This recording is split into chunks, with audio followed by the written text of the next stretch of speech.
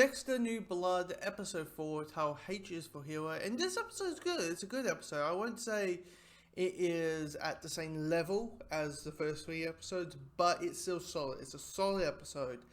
And this is now becoming a show that it's impossible, absolutely impossible to talk about without hitting spoilers. So we might be hitting the point as like WandaVision, for example, where I can't talk about the episode unless I'm talking about spoilers. So, come back, see the episode, and then, come back and hear my thoughts. Because what this episode is if you think about it, this show so far has 2 storylines. The stuff doing with Kirk and Max and Dexter, dealing with that and him trying not to get caught and all that situation. And then the other one is dealing with Harrison. Of the father reconnecting with his long-lost son. Like, once again, spoiler, knowing that Harrison has his own dark passenger, like Dexter has, and him having the urge to kill, I was expecting him having the urge to kill. I didn't expect Harrison would have, like, literally the same link, or the same, not quite level, but the same urge as Dexter does. I was expecting that. I thought he would just have some PTSD type thing, like childhood trauma about, him listening to a podcast which was called Marry Fucking Kill, and him listening to the episode that was all about Trinity Killer and talking about his dead mom and talking about him and, in the concept of, we don't know who these people are, but we all know who they are.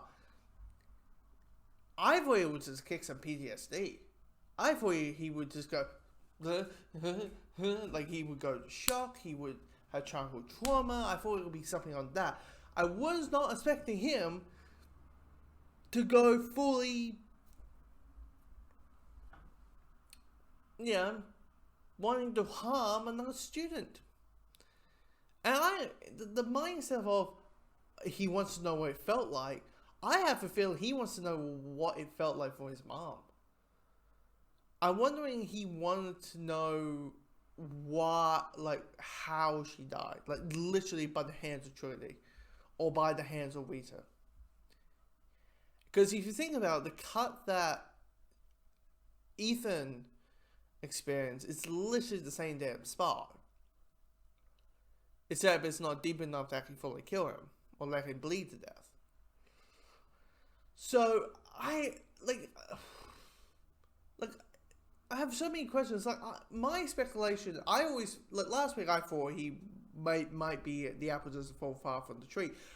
But I actually think that Hannah, the thing of Harrison telling Dexter that Hannah died of cancer, I don't think that's true. I think Harrison maybe, whatever the context is, killed Hannah. And for a couple years, he's on this search quest of Dexter, and trying to find Dexter and trying to find his birth, his father, his birth father, and all that. And the most fucked up thing about it, if you really think about it, is Dexter's not like Harry. Harry was very disgusted of knowing that he has these urges. Dexter has these urges. I need to find a way to him not to be in the electric chair. I need to protect my son. What we have here is the opposite.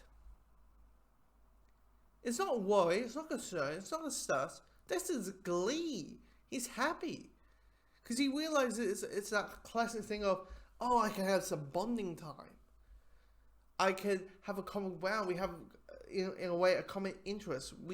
I can connect to my son more. He has all these fatherly possibilities, but in a really twisted way. And you're like, oh God. Oh. I think naturally we all got questions of what is true, what isn't true. Because as I said, the story about Max, about Kirk, and the missing people and the missing girls and all that type of thing, it's going to come back. It's going to be the series finale, big climax type thing, or at least the second last episode. That's going to be the thing. So it's going to come back at least in like episode 5, episode 6, whatever. I just I think what happened is like the moment you find out what the episode is actually really about, you just like feel worried about Harrison. You start to be concerned about Harrison. You worry about this kid that we actually met in season 4, and have on this journey.